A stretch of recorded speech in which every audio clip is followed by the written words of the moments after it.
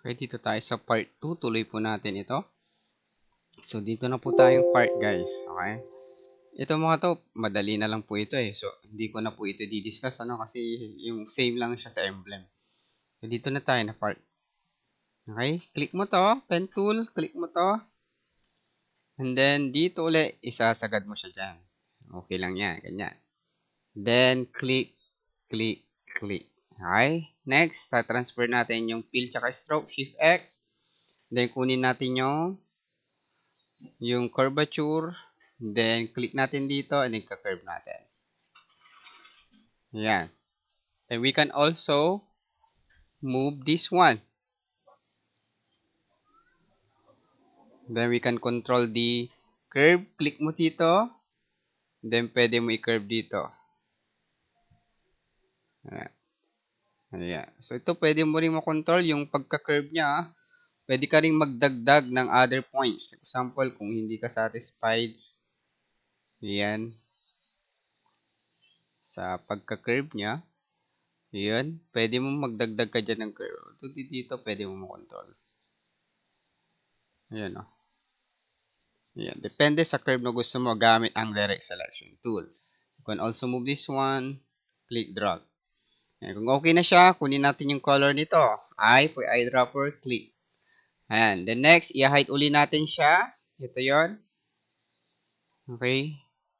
Ito yung nakagroup kanina, which is yung ginawa natin dun sa first part. The second part, ito na po, which is yung part. Next, isunod po natin ito. Pen tool. Then ito ulit. Click dito. Then click doon. Then buuin uli natin siya. Then shift X para mag-swap yung fill tsaka stroke. And then curvature tool. Click mo dito and then click mo doon. Curve natin to. Click natin, drag natin doon. Ayan. So, okay na. Eyedropper eye. Click natin dito. Yon. Then, hide uli natin siya dito. Then, ito ulit. Sunod natin. Pen tool. Pen tool. Click mo dito. Click mo doon. Then, click doon. Yan dito. Ayan. Next is, yun. Shift X, yun. Tingnan mo kung tama. Direct selection tool. Click mo dito. Then, yun. Para ma-check natin yung tama siya. Ayan. Then, eye for eyedropper. Then, kunin mo itong kulay na to. Ganun lang. Ayan. Next, i-reveal na natin. Ito. Yun. Ayan. So, yung sobra ngayon, titrace natin. Gawa tayo ng dito, rectangle. Ayan. Ayan. Na naka-over up yung sobra. Then, dito rin. Ayan. Then, select natin silang lahat.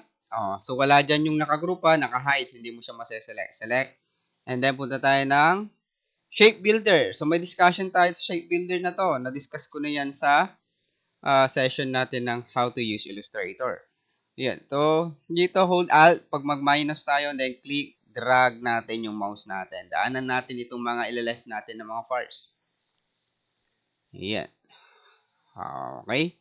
So, okay na tayo dyan. Ito ngayon, i-group natin ito kasi magkatropa sila. Select natin and then group. Ayan. Problema natin, yung dalawang group is ito, 1. And then ito, 2. Ito. Ayan. Hide ko lang Ito na siya. Na-hide ko lang yung model natin. And then ito yung siya. So, problema natin ito nasa ibabaw. So, ilalagay lang natin sa ilalim. Ito. Lagay natin sa ilalim. Drag. Pansin mo, pag kumulay yan, papasok siya sa group. Ayaw natin mangyari yon.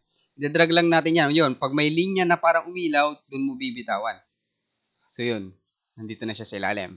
So, boom. Ito na ba yun? Di ba? Next, reveal natin uli. Ito, madali na lang ito. So, alam nyo nang gayahin po ito. Itong part lang na-discuss ko kasi baka mahirapan kayo. Okay? So, check natin to. Okay, diploma. Okay. So, sa diploma, guys, click natin itong diploma. Paano natin makuha yung font na yan? Kukunin natin. So, maghahanap tayo ng font. Kung wala dyan sa inyo. So, punta ka ng so, 4 minutes and 52 seconds. Thefont.com. So, thefont.com. Ayan, yung website na. So, marami namang website na pwede tayong mag-download. Ngayon, sabi ko nga, dalawang categorize muna yung ipapakilala ko. Pag sans serif and serif. Pag serif font, ito yung may mga buntot na mga font. Okay, pag sans serif font, ito na yung modernized font na wala na yung buntot. So, ano yung hinahanap natin na font? Check natin ulit sa Illustrator. So, sans serif, walang buntot. So, ganyan. So, maghahanap tayo ng similar na font gaya niya. Ayun. And then, type natin, anong pangalan ng hinahanap natin? Diploma. Ito type natin dito sa website na to, dito sa may preview. Nasa sans serif tayo kasi sans serif yung hinahanap. Type natin dito, and then lagay natin diploma. So, capitalize po yan. Tama? Ayan. So, diploma, and then enter lang po natin. So, lahat po ng font dyan, mag-update po sila. Pangalan niyan, font is, pangalan ng typography natin, o typo, is lemon milk. Ito naman yung tinype mo ngayon na text. So, pansin mo, sa lahat ng lumabas dito, sino yung mas gaya? So, ito. Meron pa dito. Pwede ka pang maghanap dito. Marami pa yan. Okay? Ayun, pwede rin ito. Go bold. Try kong gamitin to. Go bold, no? So, marami pa dyan. Pwede ko pang i-click-click yan. May number pa yan. So, dito, punta tayo sa Go Bold. Download mo lang yan. Pagka-download mo, guys, mag-appear siya sa may downloads mo. And then, click mo dito. Antayin natin matapos. Pag done na siya, lalabas dito yung parang folder. Yan, lumabas na yung folder. Click mo lang yung show in folder. Ayan. Pagka show in folder mo, guys, nakaganito siya. Kasi meron akong WinRAR, Windows RAR, ibig sabihin naka-zip po yung file ko. May mga iba ring zip file na meron iba, Windows 11, iba rin. So, kailangan mo lang ito i-extract, guys. Right-click, and then extract files. Yan. Pag extract mo ng files, magiging ganito na siya, ganito. Itsura niya, naka-folder. Ayan, then okay. Ayan. So, double-click mo siya. Let's try. Ayan. Pag maraming ganito siya, ibig sabihin, ito yung mga i-install natin. Ang dami yan. So, pag isa lang siya, double-click mo lang, and then install. Mag-i-install na agad yan. Na-install ko na pala eh. Ayan. Ganun lang. Pero pag masyadong madami, ipipindutin mo ba isa-isa? So, let's try paano natin alikulin ito. So, punta tayo dito sa search button natin. I-search po natin yung fonts. Fonts. F-O-N-T-S. Yan. Pagka-search po natin ng fonts natin, lalabas po yung font settings dito. Ayan. Masyadong mabilis lang itong laptop ko. Kailangan na ng SSD. So, click natin ito. Yan. Well, depende kapag naka-genuine po yung operating system natin. Pag hindi po naka-genuine yung operating system natin, hindi po siya applicable. So, kailangan genuine po yung operating system po na gamit po natin. So, pag hindi siya genuine, kailangan po natin i-genuine yun. So, ibang topic na po yun, guys. Sa CSS yan, pwede po natin i-tackle yan sa computer system servicing na course. Okay?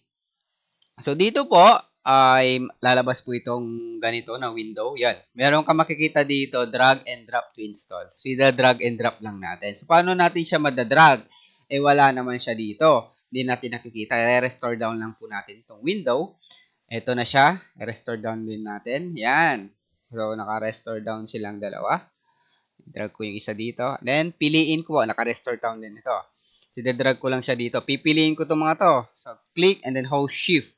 Click. Ayan, pero mayroong pagitan na ayaw mong ma-select, hold control na lang yan. Kasi pag sinif muli yan, sasama pati yung nasa ito. Hindi naman natin kasamang i-install yan. Alright, pipiliin mo lang yan, hold control. Ayan, scroll natin. Yan, once naka-highlights na po yung mga font na kailangan natin i-install, okay, bitawan na natin yung control. Dapat lang natin yung cursor, click, hold, click, and then drag natin. Dito. Yan, sabing ganun copy. Ayan. Sa akin kasi Go Bold High Font is already installed. So, not necessary na i-yes ko pa to. Okay na siya. Kung walang lalabas na ganito. Sino-no ko lang. No. Okay. Do this for all current items. No. Ayan. Okay. So, Ganun lang po yun. So, hahanapin ko na po yung font ngayon doon sa Illustrator once na done na po yung installation natin. We will type the diploma text here. Okay? Diyan ka lang muna anak kasi tutorial ako. Ito muna ginagamit ko. Diyan ka muna. Alright. So, mensya na kayo. Magulo po yung anak ko po. So, stop ko muna to. Ito tayo sa part 3 mamaya.